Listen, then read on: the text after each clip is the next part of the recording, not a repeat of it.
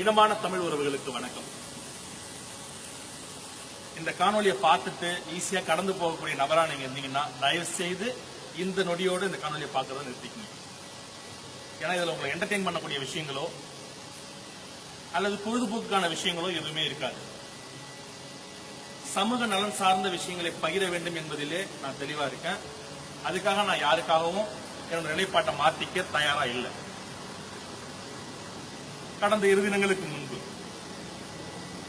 தமிழகத்தின் இரும்பு பெண்மணியாக, இந்தியாவின் இரும்பு பெண்மணியாக அறியப்பட்ட அனைத்து இந்திய அண்ணா திராவிட முன்னேற்ற கழகத்தை சார்ந்த அம்மையார், நம்முடைய முதலமைச்சர் செல்வி ஜெயலலிதா அவர்கள் நம்மை எல்லாம் பிரிந்து சென்றிருக்கிறார். அவருடைய மரணத்தை பற்றி பலவிதமான வதந்திகள் பரவினாலும் இன்றளவிலும் அதற்கான ஒரு சரியான விடை நம்ம எல்லாரும் கிடைக்கல. கிட்டத்தட்ட 75 நாட்கள் மருத்துவமனையில் அனுமதிக்கப்பட்டிருந்திருக்கிறார். சாதாரண காய்ச்சல் என்ற பெயரிலே மருத்துவமனையில் அனுமதிக்கப்பட்ட நம்முடைய முதலமைச்சர் சடலமாக வெளியே வந்திருக்கிறார்.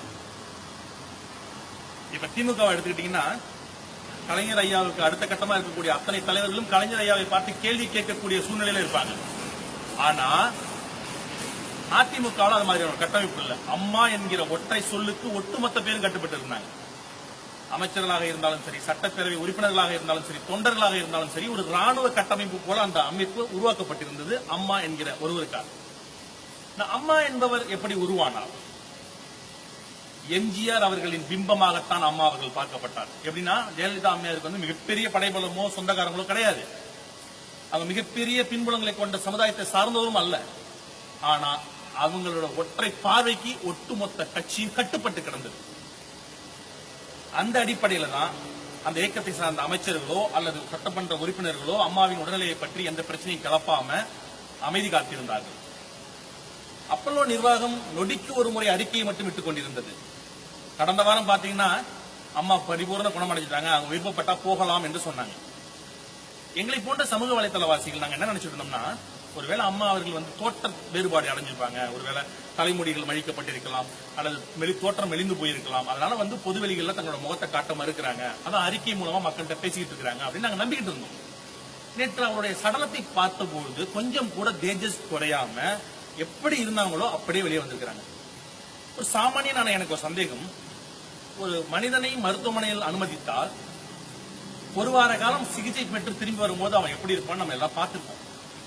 ஆனா கிட்டத்தட்ட 75 நாட்கள் உணவு குழாய்கள் மூலம் உணவு செலுத்தப்பட்டு உயிர் சுவாச கருவிகள் மூலம் உயிர் வாழ்ந்து கொண்டிருந்த ஒரு பெண்மணி இந்த தோற்றத்தில் தான் இருப்பாங்களாங்கிற சந்தேகம் எங்களுக்கு வருது.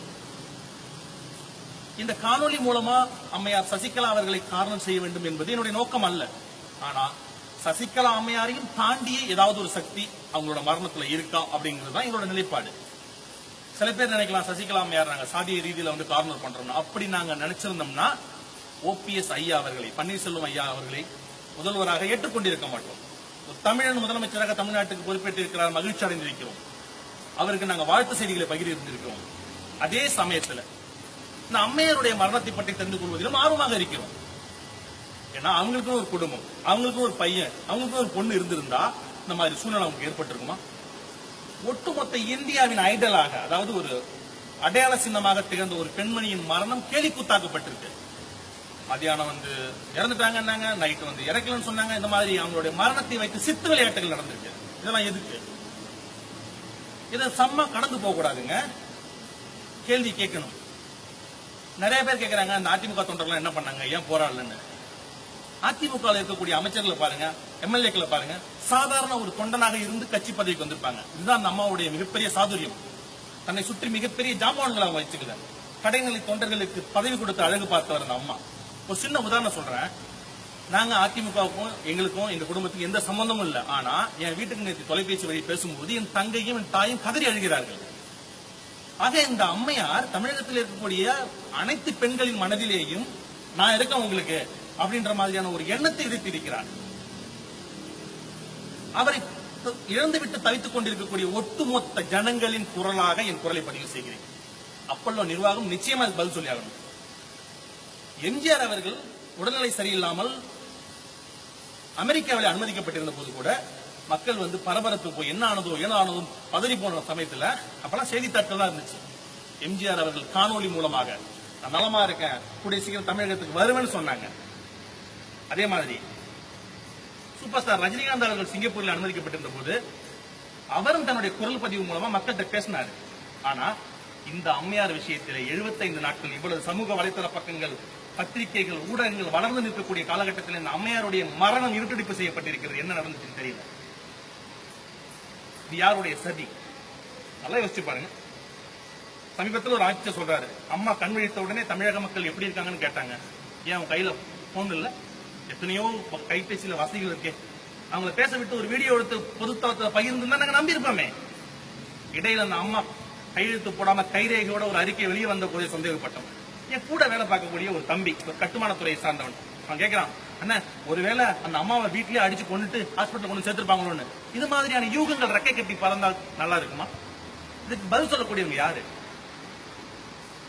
யாரும் இல்ல. அன்னைக்கு அம்மா சிறையில் இருக்கும்பொழுது பதவியேற்ற அமைச்சர்களும் முதலமைச்சரும் குலுங்கி குலுங்கி அழுதாங்களே, நேற்றைய தினம் அதுக்கான ஒரு சுவடே தெரியலையே. அம்மா கைது செய்யப்பட்ட போது மயங்கி விழுந்து இறந்தார்கள், உயிரை மாய்த்துக் கொண்டார்கள் என்று, தீக்குளித்தார்கள் என்று பக்கம் பக்கமா செய்தி வந்துச்சு. இன்னைக்கு உண்மையிலேயே அம்மா இல்லையே, யாருமே இறந்து போகலையே. ஏன்? ஆக அம்மாவை சுற்றி ஒரு மாயை உருவாகி இருந்திருக்கிறது.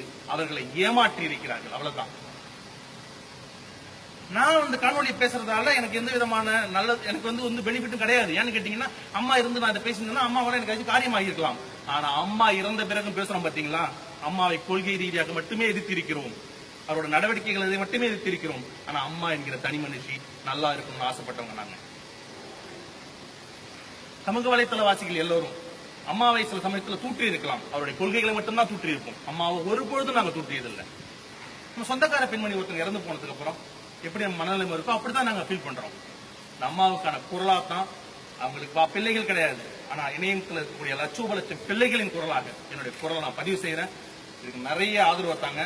கேள்விகள் கேட்டுக்கொண்டே இருக்கும். கேள்வி கேட்கலன்னா நம்மளை சடலமாக்கிட்டு போயிடுறாங்க, சமமாக்கிட்டு போயிடுவாங்கிறத புரிஞ்சுக்கணும். ஒருவேளை உங்களால கேட்க முடியலன்னா இதை காணொலியை பாக்குறவங்க பகிர்ந்து ஆதரவு கொடுங்க. அதுதான் உங்கள்கிட்ட கேட்கிறேன். இது ஒரு அதிர்வலை ஏற்படுத்தட்டும். இன்னைக்கு அம்மாவுக்கு நடந்து நாளைக்கு உங்களுக்கும் எனக்கும் நடக்கலாம், ஒரு சாமானியனுக்கு நடக்கலாம். அந்த மாதிரியான சூழ்நிலையை உருவாக்க கூடாது. தமிழனாய் ஒன்றிணைவும், கரம் கோர்த்து களமாடுவோம். நன்றியும் வணக்கங்களும். மீண்டும் சந்திப்போம்.